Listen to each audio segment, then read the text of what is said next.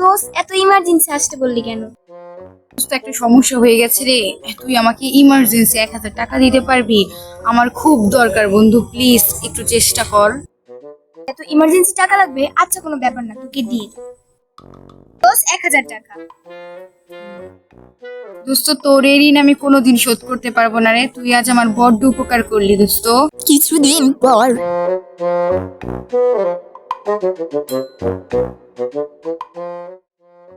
কেমন আছিস? আরে দোস্ত, তুই কখন আসলি?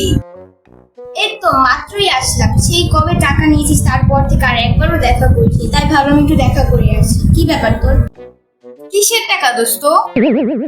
তুই ভুলে গেছিস? এই তো কিছুদিন আগেই তুই 1,000 টাকা নিলি, টাকা দিচ্ছিস না বলেই তো চাইতে আসলাম। কতদিন হয়ে গেল দেশ না। ও, ওই 1,000 টাকার কথা বলতেছিস?